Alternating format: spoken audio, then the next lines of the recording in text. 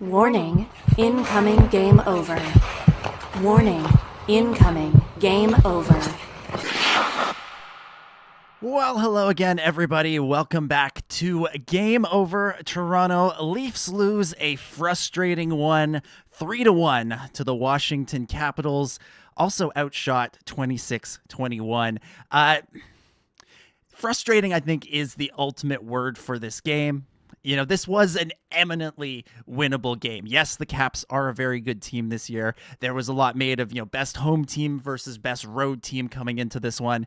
And the best road team got the better of the best home team, which is kind of not how that should go. You're supposed to be at home. You're supposed to have the advantage. You should come away with this one. Yes, there was some bad luck, some bad chances. The officials wound up playing a more, let's say, specific role in this one. I'm not blaming the refs. I think the Leafs are a good enough team that they should be able to overcome anything. And really, it's the kind of stuff that happens to every team. Every team gets stung with bad bounces off the officials. And unfortunately, it was just the Leafs' turn to get one of those tonight. So we'll get into that. We'll get into everything here on Game Over Toronto. My name is Dominic Jones, flying solo tonight, doing this like Han. No Chewbacca with me today. I don't have a Chewie with me, but we'll get through it. And you who are listening live, you'll be my Chewbacca for today. So if you've got comments, if you've got questions, throw them into the chat. We'll get to them specifically in the overtime period towards the end of the show. But I'm going to be keeping an eye on this. If you're throwing in some questions, if throwing in some comments, we'll get to them. I see David W in the chat already firing off, feeling a little heated after this loss. It didn't get off to a great start. I mean, the Leafs did not play very, very well. They kind of got hemmed in for about 45 seconds fairly early on in this one. Not a great way to start the game. And this has been a bit of a trend for the Leafs. We'll get into some more of this later, but they kind of, they get hemmed in. They don't play very well off the hop. They're a little bit sloppy. They would talk a lot in the past about starting on time, and the team should start on time, because they used to have really bad entire first periods. I guess we should be happy now that they've gotten to the place where they only have bad first halves of the first period, but that's still something that I think is going to come back to bite them in a big way at some point. So that's something that I would hope they will be working on. But overall, the first period, not a super interesting bit of hockey. Let's be honest, not a lot happens, no scoring, not a ton of chances. Kind of the most interesting thing that happened was Anthony Stolar showing off his breakdancing moves, which, while impressive, is not why we all showed up. That was just a weird little play, wasn't it? He overcommits on the shot fake and then is sliding across and kind of falls over, but in classic Stolar style, he just kind of smoothly rebounds from it, gets right back up. He's got a funny way of playing goal. Like, he's good, he's competent, he's been amazing for this team. And one thing I think we can say for certain in this game is this was not Anthony Stolar's fault. The two goals that happened are just kind of funny bits of bad luck.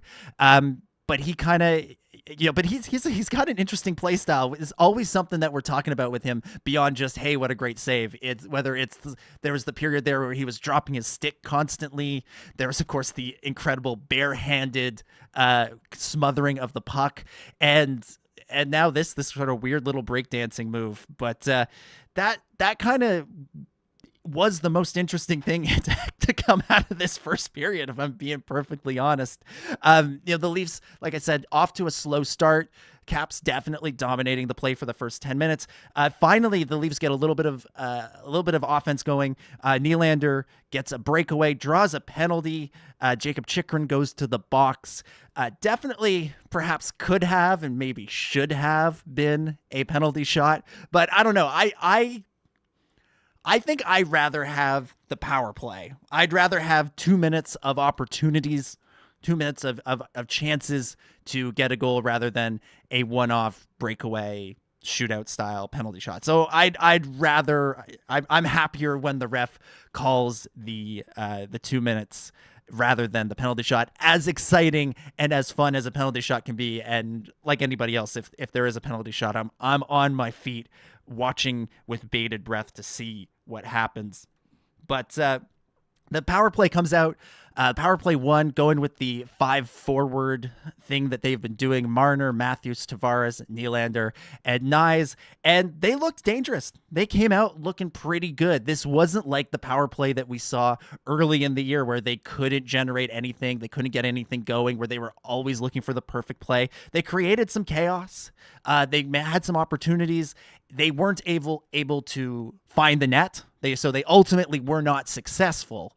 But it wasn't, by any stretch of the imagination, their worst power play of the year, and it did kind of put them, get their heads in the game. Quite frankly, they kind of picked up from there and played better going forward. Again, not playing great, but better from there, because they were not strong to start this game. First period kind of keeps going. There's 2 really quick penalties, Holmberg and then Carlson, so we get a little bit of 4-on-4, but nothing really comes of it. Obviously, no goals. Caps definitely the better team through the first period. The Leafs come alive a little bit in the back half, but ultimately nothing comes from it. The second period kicks off fairly early on. The second, the Caps open the scoring with a goal from Nick Dowd.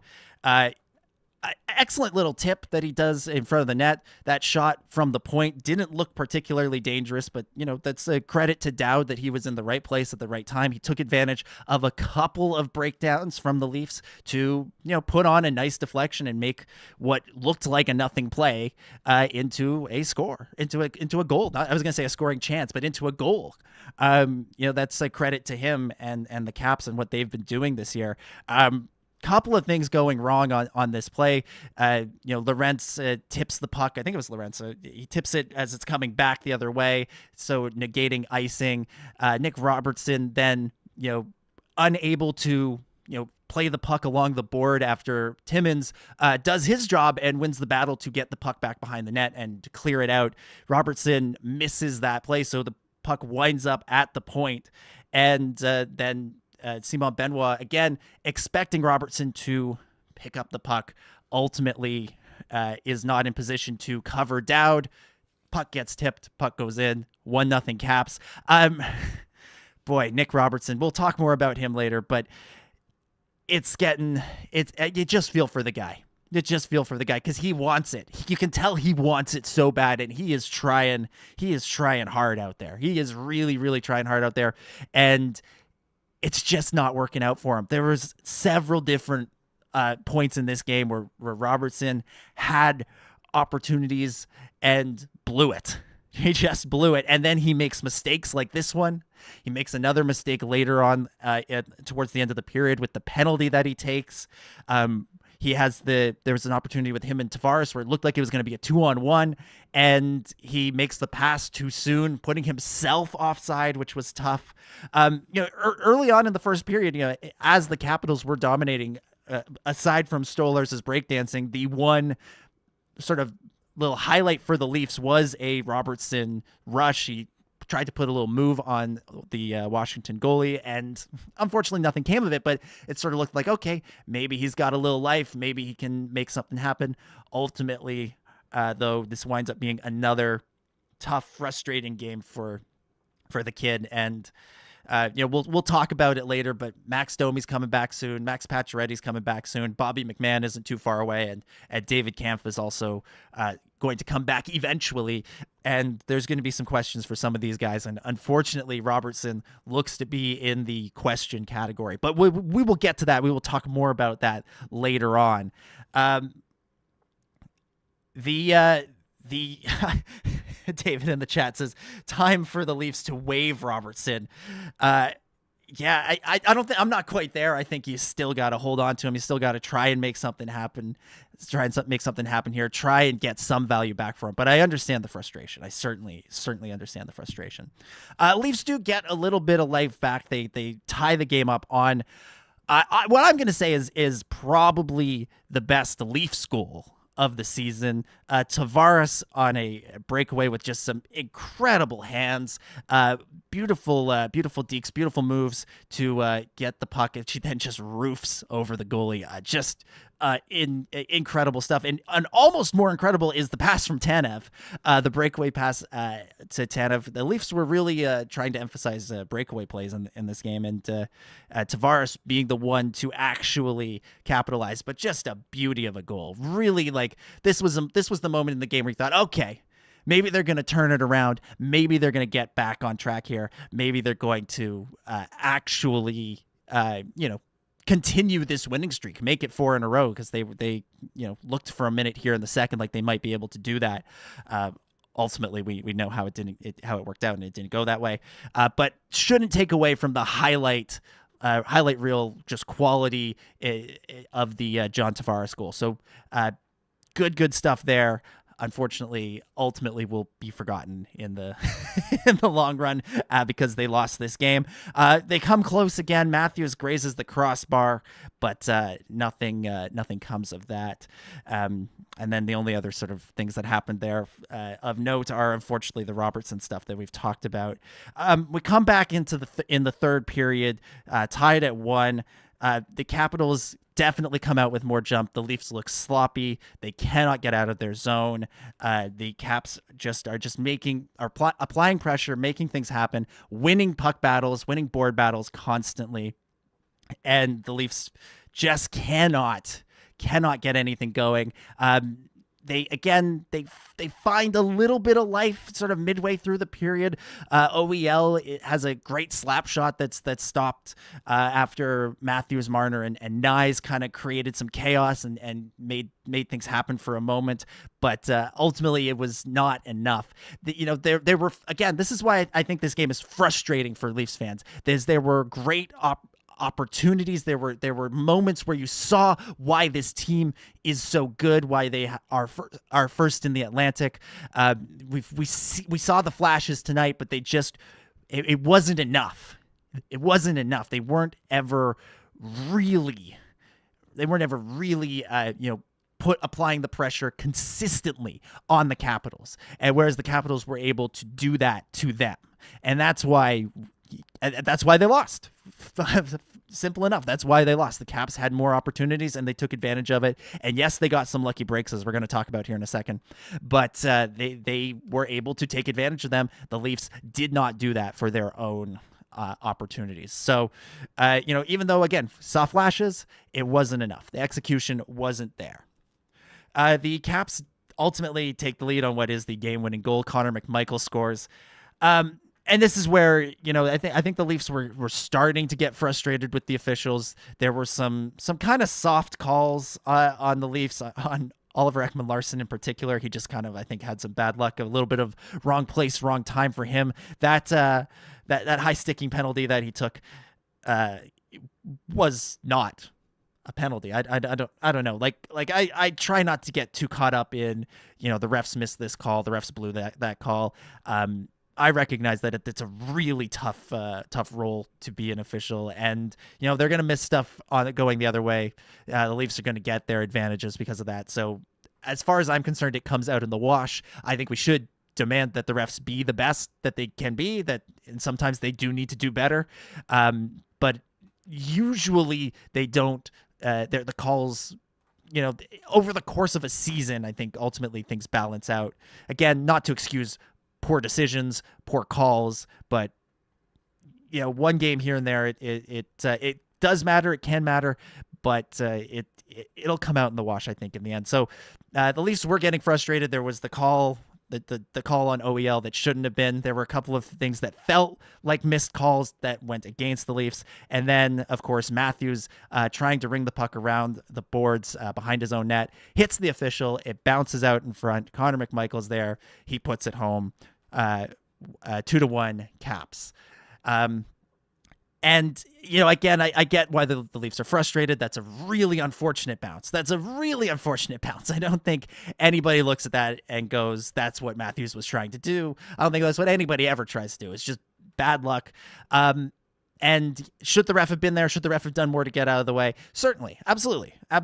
But I think a little bit has to go on Matthews on the Leafs. You know the official is there. You know there's a chance you're going to hit them. Maybe you have to hold on to the puck for a little bit longer. Maybe you have to keep it along the ice. You have to be aware of your surroundings, and bad bounces happen, and you can't make every decision going, oh, what if the bad thing happens? What if the funky bounce that went over Joseph Woll that led to the first goal the other night happens? Like, you can't live your life in fear of that. But sometimes you have to take ownership of the fact that you fired the puck directly where the official was, and it went off him and it bounced out in front. It sucks. It's a bad bounce. It's unfortunate, but you have to be aware of your surroundings and make decisions accordingly. But still, frustrating way for the Caps to take the lead, frustrating way to lose the game for the Leafs. They pull the goalie, they pull Stolarz late in the period. They get some chances. Again, this is where the officiating kind of comes into this, and this is what I mean, where things kind of come out in the wash. At one point, the Capitals player loses their helmet, and that means they're supposed to go off the ice, otherwise it's a penalty. There is no call. There is no call made. And when we watched the replay, and Mike Johnson pointed this out on the broadcast, the guy lost his helmet because Tavares pulled his helmet off, which is also a penalty. So it could have been a penalty against Tavares. It could have been before that whole sequence even happened. It could have been a penalty against Tavares, and then you don't even have that flurry of chances. Now, should also have been a penalty against the Capitals player for not going to the bench and doing the weird, like, trying to put his helmet on thing and put helmet on back on thing. That whole sequence, again, could have been avoided if they called the penalty on Tavares for ripping the guy's helmet off. They didn't. And so then, this is where, the officials have made their bed and have to lie in it. They then do have to call the guy for not going off. And the Capitals would have been furious, and I'm sure Capitals fans would have been outraged if the Leafs had tied it up on a power play. I get that, but you still have to make that call. You have to make the call against Tavares. You have to make this call, and they didn't. And that's the sort of thing, and this is where, I just said I'm sympathetic to the officials. That's where, your indecision is now creating more problems for you. Yeah, a puck bounced off a ref and went out in front and somebody scored. That's just bad luck for everybody involved except the guy who scored, which is incredibly good luck. This not making calls, that's where, some accountability is needed, both on the not calling Tavares and on the not calling the subsequent, whole sequence where a guy shouldn't have even been there. And the Leafs probably could have and would have scored had the player gone off the ice as he is supposed to according to the rules. So, I guess you can make some sort of like cosmic argument that things balanced out because Tavares should have gotten a penalty and the other guy should have gotten a penalty, but I don't buy that. I don't buy that. I don't think that's how this is supposed to work. I think you have officials there to enforce the rules, and they should have made one call or the other or both. Anyways, that's followed up by a empty netter from Protas. Ends the game pretty much with putting the final score at 3-1 for the Caps, and again ending the Leafs win streak here. Like I said, frustrating game.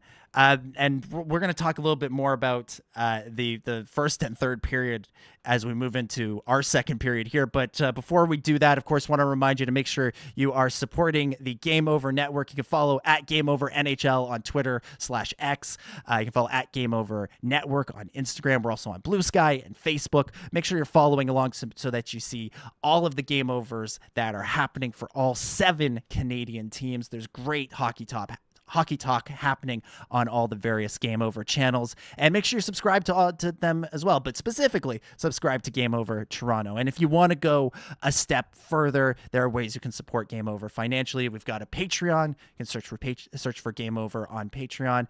There's also LaRouche, which is a crowdfunding campaign that is specifically for companies that are based out of Quebec and can lead to some government funding as well. So please support Game Over that way, and tune in for some great hockey talk across the board. Like I said, I want to talk a little bit about the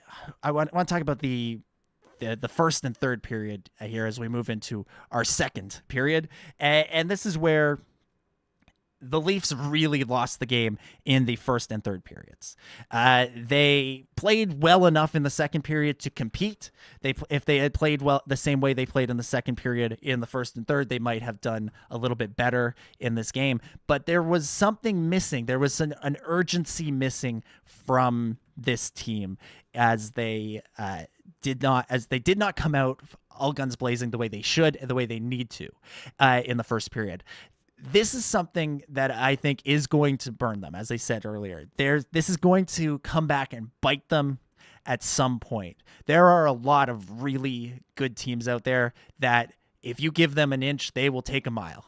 And the Leafs have been playing some not super great teams, and the Caps are a good team this year, and they kind of got away with this bad start. They ultimately lost the game, but it wasn't lost in the first 5-10 minutes. But there is going to come a time when one of these teams jumps out, takes advantage of the fact that the Leafs are sort of stumbling out of the block, and jumps out to a 2 or even 3 goal lead very, very early, and then the Leafs are going to be in a hole that they may not be able to get out of. I think the New Jersey game might be a game to watch there. That's a very offensive team, very offensively minded team. They might be the ones to kind of expose the Leafs if they can't work on this. And this is the kind of thing that, again, will kill you in the playoffs. This is what will kill you in the playoffs. The Leafs have been playing really well this year, especially of late. The way they ended November and the first couple of games in December, this is a good team. We know it's a good team, and we know that they've got great potential here, and we see it constantly. But this is the sort of thing that is going to come back to bite them, and I worry about that. And then they come out in the third period, and it's more of the same. It's more of the same. Like all of the momentum, whatever momentum they might have built in the second period is gone. They're sloppy. They're losing the puck battles. This is what I was getting at with the goal is like, that's a sloppy play. Yes, it sucks. It's in a bad bounce. Yes, the official maybe could have done more to get out of the way, but you put the puck there. You shot the puck there. You got to take a little responsibility for that. And, this was the sort of thing that happened throughout. Again, not to pick on Robertson, but the first goal, that's just a mistake. That's just a bit of sloppy play. And they were losing puck battles. They were losing puck battles everywhere they went. The Caps were coming away with the puck constantly. The Leafs just were not able to, make things happen tonight. That that can't be. If you're a good team that's going to go deep in the playoffs, this is the sort of game you can't play. Not when we get to the playoffs. Get them out of your system now, all you want. Get them out of your system now. But this is kind of what I was worried about coming into this week. I think it was on Saturday, when Zach and I were on together.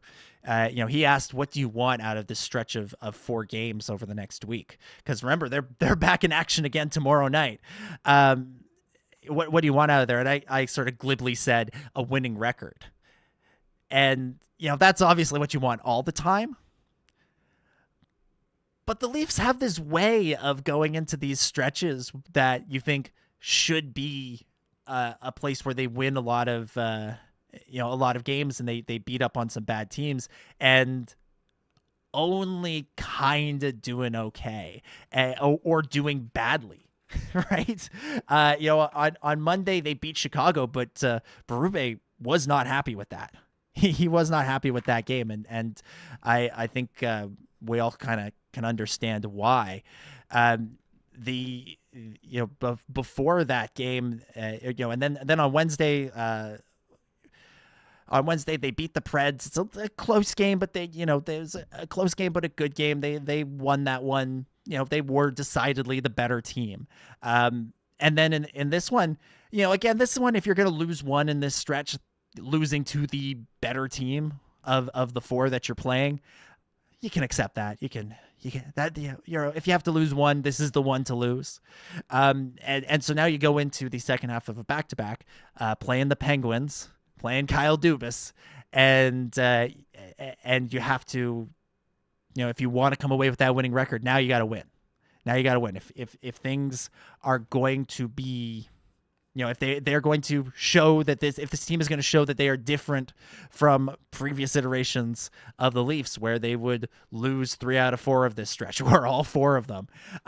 Now I think that game tomorrow night takes on a little bit more meaning. Again, playing the Penguins in December, it's not going to make or break your season, but it does show, I think, a little bit. It will show a little bit of what this team is really made of, and again, how they bounce back from a game like this that was so frustrating.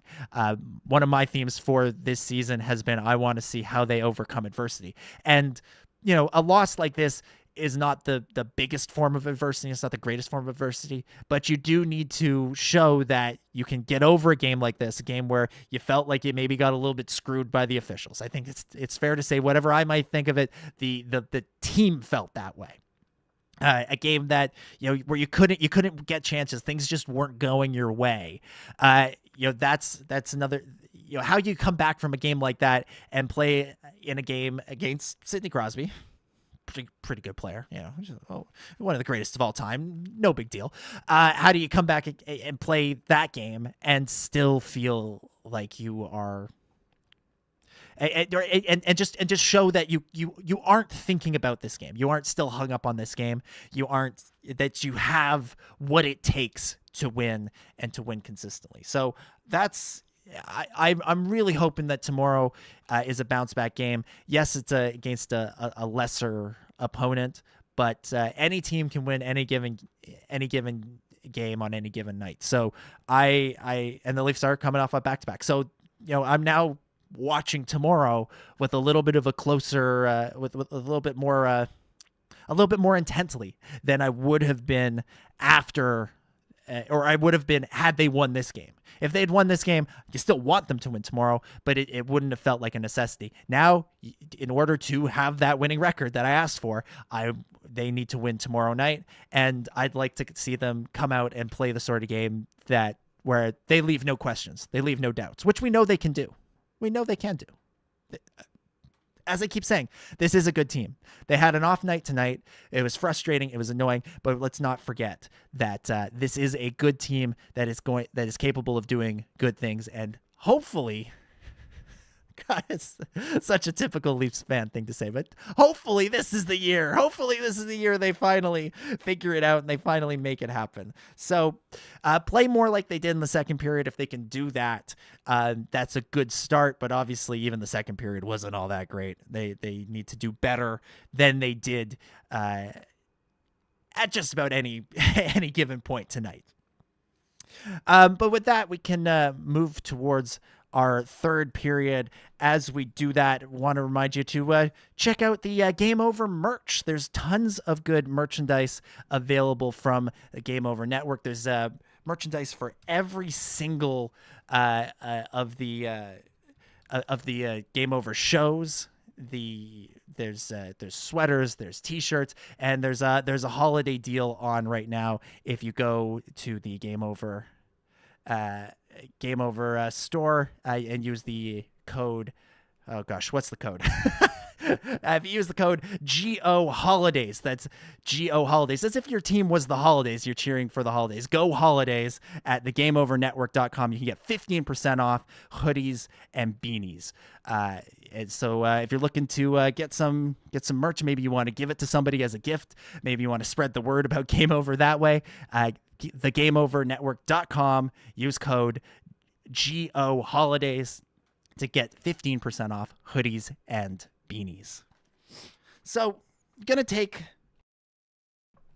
a little bit of a step back here for the third period, move away from this game because I don't think there's anything more really that I want to say about this game, at least not for now. If you are listening, if you're listening or watching live, and you have something you want to say about this game, fire it off in the live chat, and we'll tackle those in the overtime period. But the Leafs have been bitten pretty bad by the injury bug this year.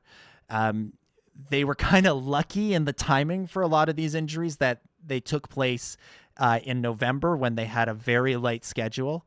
And so not a ton of games were missed. And as a result, we've gotten to see some players that maybe we weren't expecting to see. Nikita Grabenkin certainly is one that jumps to mind. Alex Nylander, another one who wasn't even on an NHL contract a couple of weeks ago. But they got to come up and play and show their abilities and show what they've got at the NHL level. But now the players are starting to come back. Matthews has come back. Nyes has come back. Max Domi and Max Pacioretty, the Maxes, their returns look to be imminent. Maybe not tomorrow, but perhaps for Tuesday or Thursday of next week as they play the Devils and then Jacob Trouba and the Anaheim Ducks when they come to town. I think that's Thursday, right? That's Thursday. We're going to see some of the regulars are coming back, which means that the players on the bubble, some of them are going to either wind up in the press box or back at Coca-Cola Coliseum if playing for the Toronto Marlies.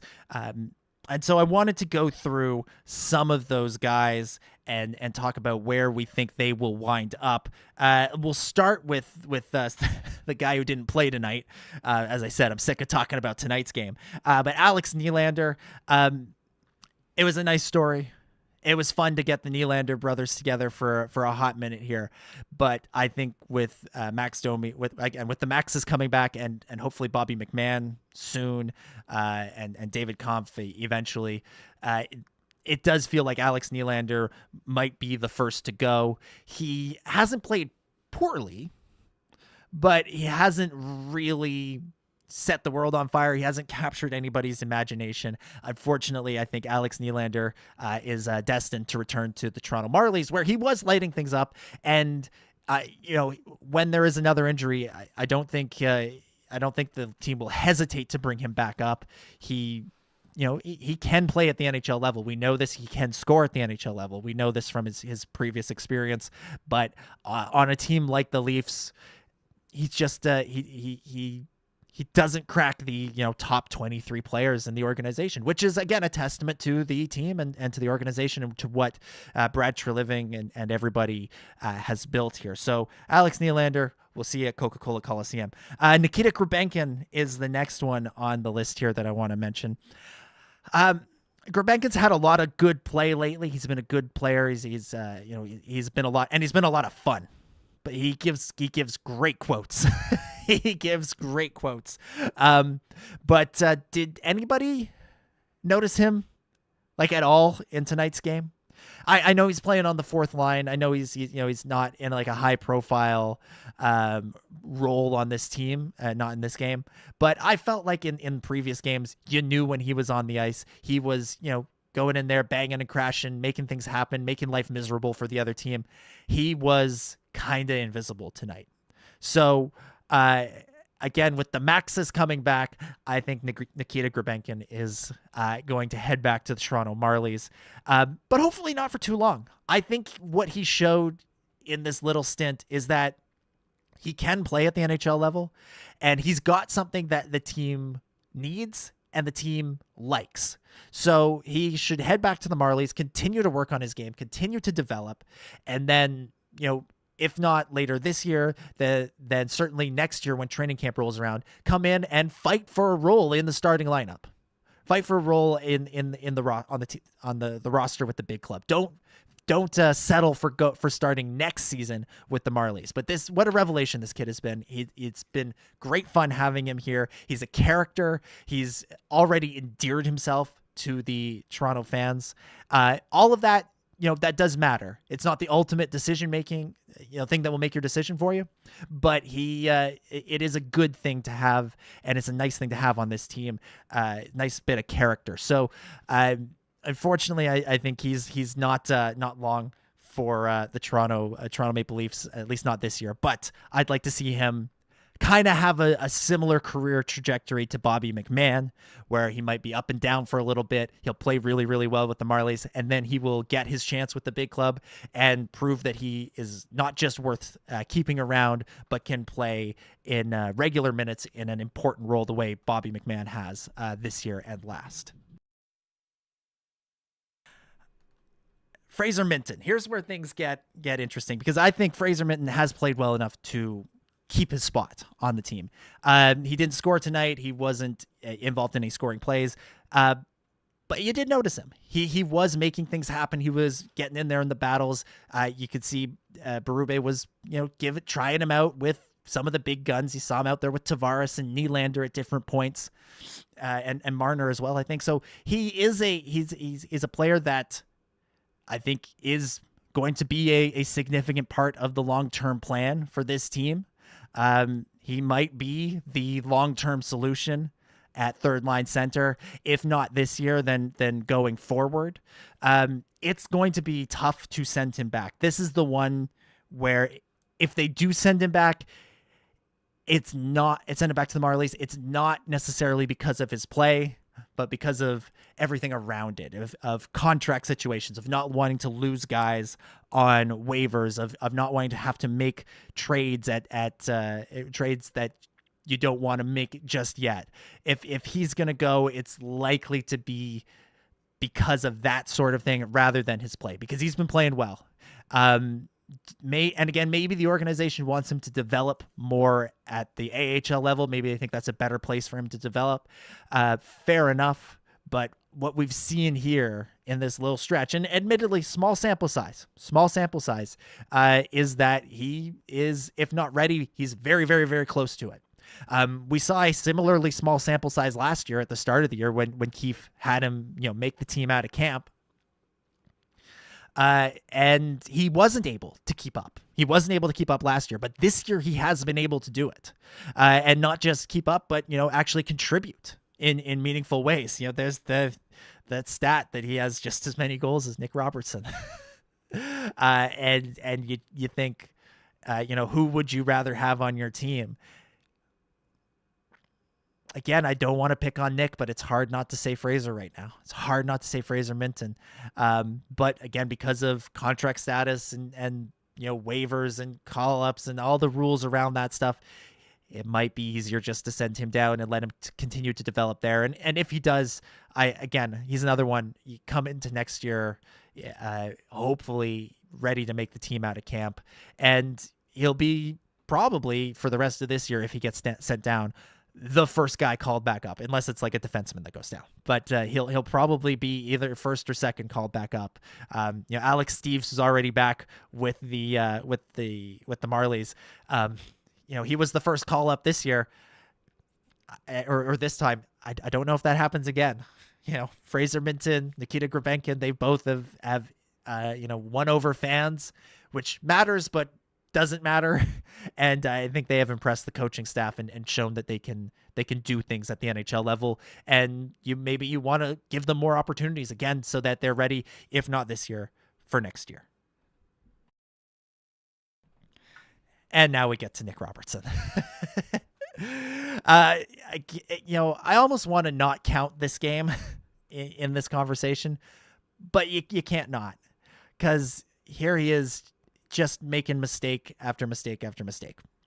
And, you'll see a flash, the goal the other night against Tampa, when you could hear him scream with just raw joy. You want to root for him. But there was a close-up on him, close-up of him on the bench during tonight's game. And, I'm not particularly proficient at lip reading, but I think I know what he said, and I think everybody knows what he said, and I'm pretty sure that word started with F, and it wasn't fun. Again, I feel for him. I don't know what the solution is, because his trade value right now cannot be high. If it's high, I'm very surprised. You have to find a GM or another team that is seeing something that we're not, and we as fans, we don't catch everything. So, it's certainly possible. And as everybody has said, I expect this guy to get a fresh start somewhere else and to, score 15, 20 goals and then win the Stanley Cup.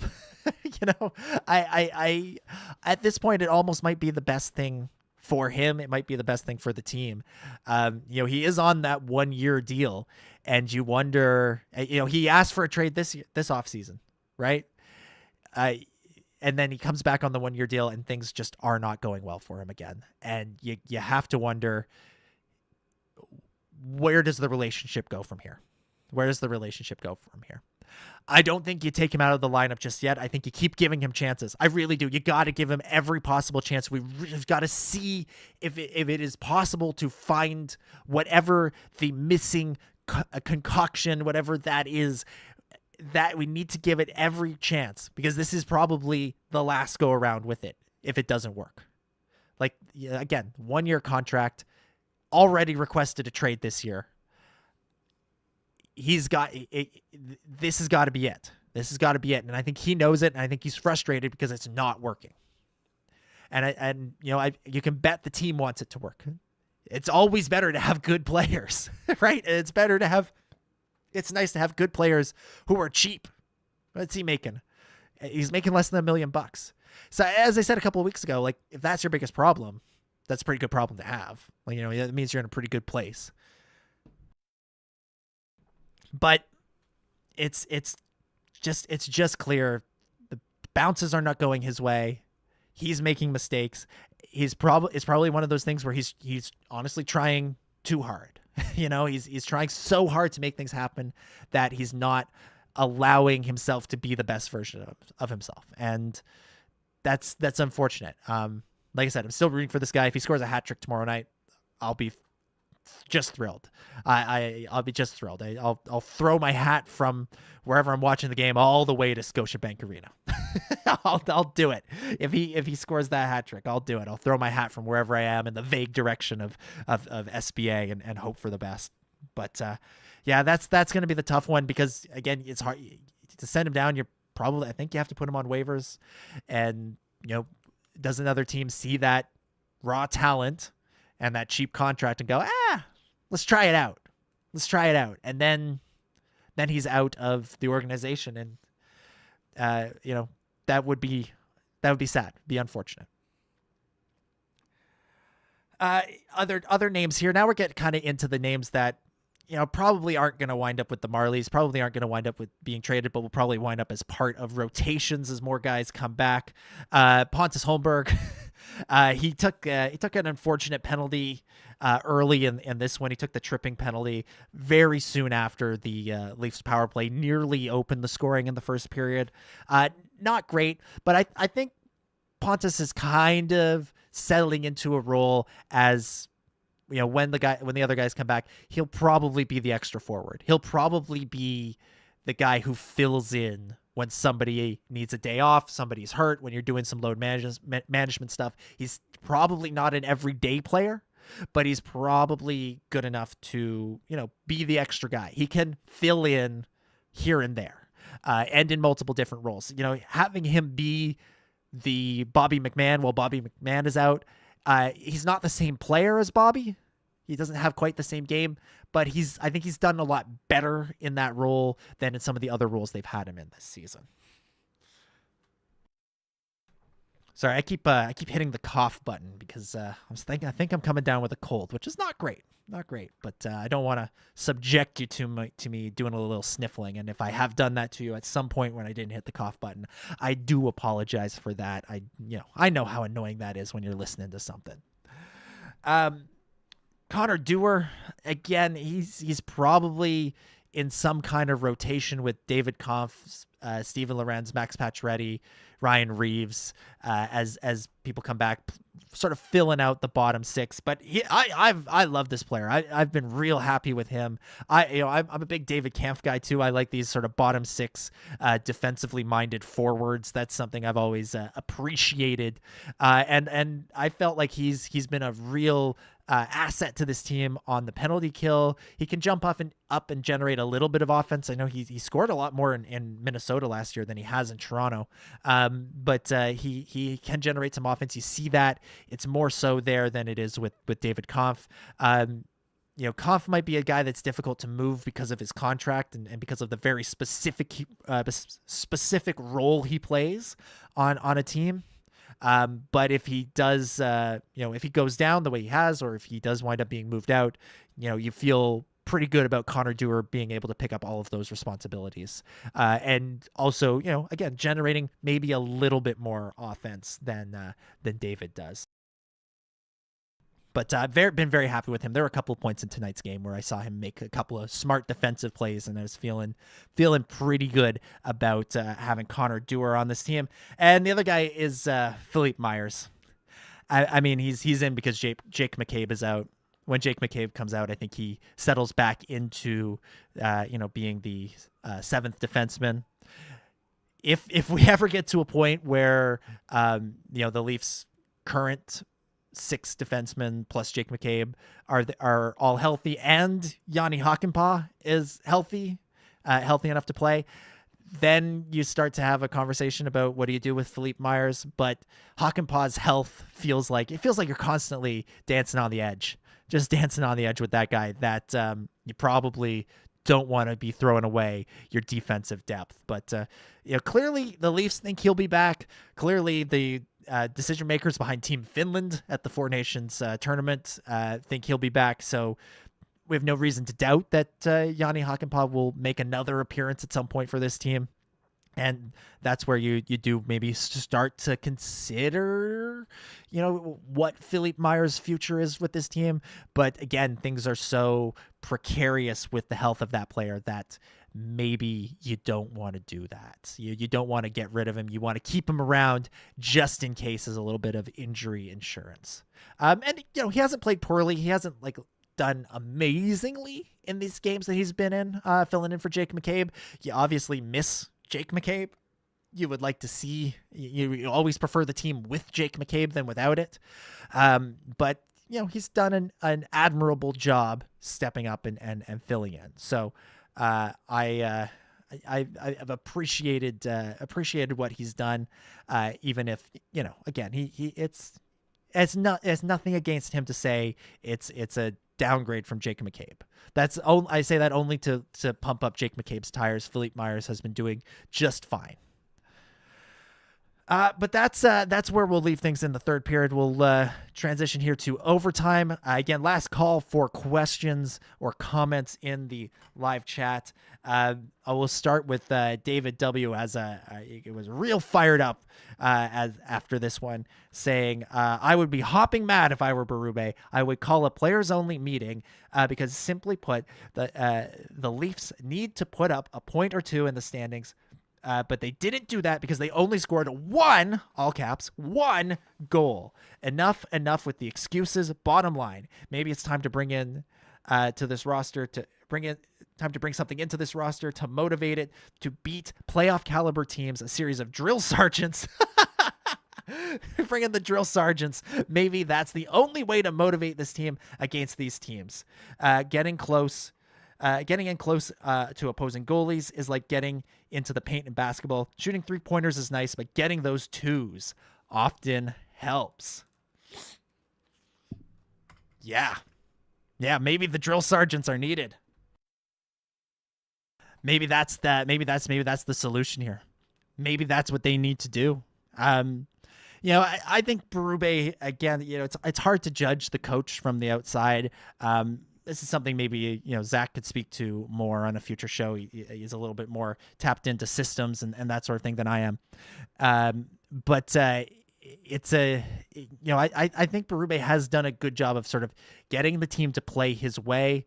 We've seen him be fired up and animated on the bench. But his challenge is the same challenge that Sheldon Keefe faced. It's the same challenge that Mike Babcock faced. It's getting these guys to stay motivated. They are so good. They are so good that they can so often play their way out of a bad period or two. I mean, look at the game against Chicago.